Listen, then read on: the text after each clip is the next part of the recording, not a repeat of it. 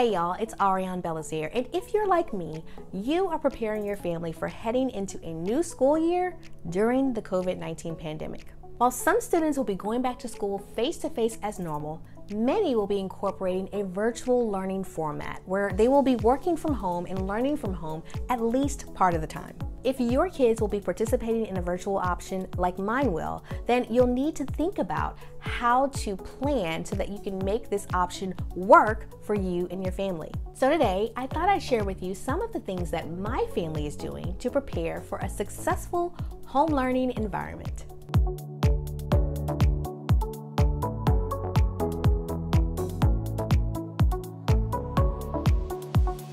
Our strategy revolves around three important things: location, flexibility, and communication. First, let's talk about location. I know that for many of us, before the pandemic, our homes were a pass-through. We spent most of our time outside of our homes at work or at school, only to spend really just a few hours of the day actually in our house. The outbreak of the coronavirus and the need to stay home more often than not has really changed the way we experience our homes. And if we pay attention, this can really be an asset to us as we plan to share virtual working spaces with our spouses and our kids.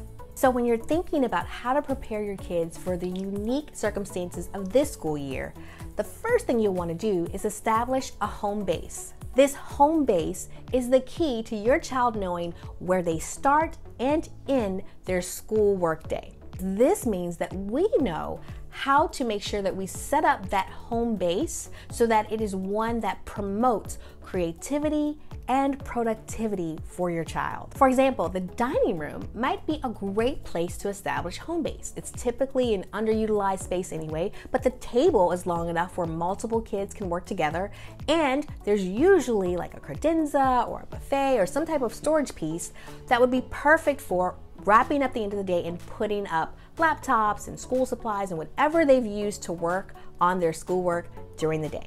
Being super clear on where home base is for each child is really one of the keys to success, because it means that you don't waste time every morning figuring out where people will start their workday or fighting over who gets to sit where when it's time to handle the business of schoolwork. Next, let's talk about flexibility. Remember, these are kids.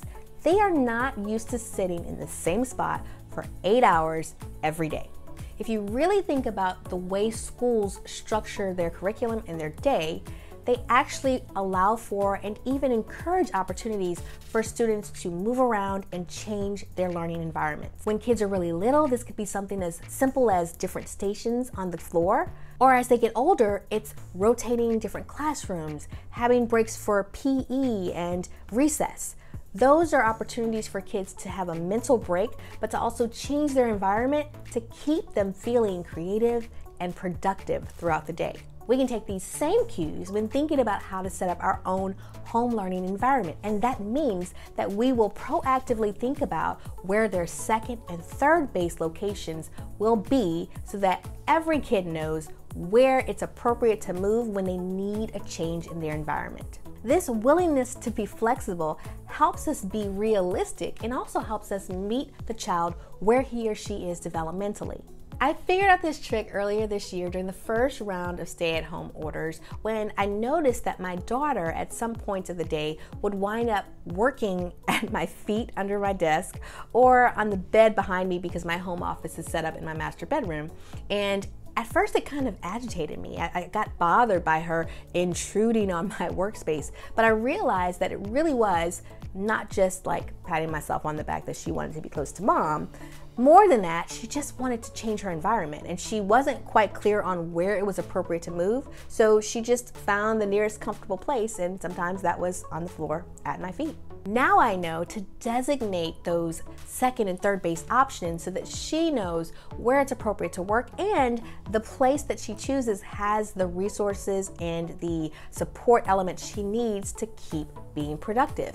She works on her laptop for school, so I want to make sure that second base has an option for outlet. so that she can plug in her device and keep it charged. I also want to make sure she's got enough natural light to see what she's doing, and maybe a tabletop where she can write if she needs to.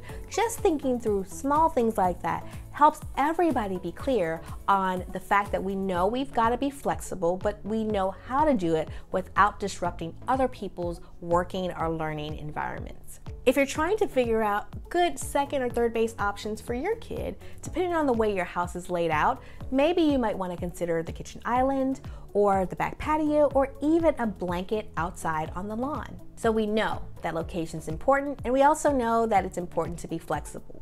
But all of this planning and strategizing is not worth anything if we don't communicate the mission and vision to our family members to keep everybody on track. So as you talk about the home base and the second and third base locations for your kids' working environment, you also want to include the why, the when, and the where in your explanation. Tell your kids why you've designated certain areas for learning and when it's appropriate for them to move to another location just to change up their environment. Be clear about where they can move, and if your kids bicker and fight sometimes, the way kids do, I know mine do, then make sure that you designate and establish who can go where at what times so that nobody fights over who gets to second base first.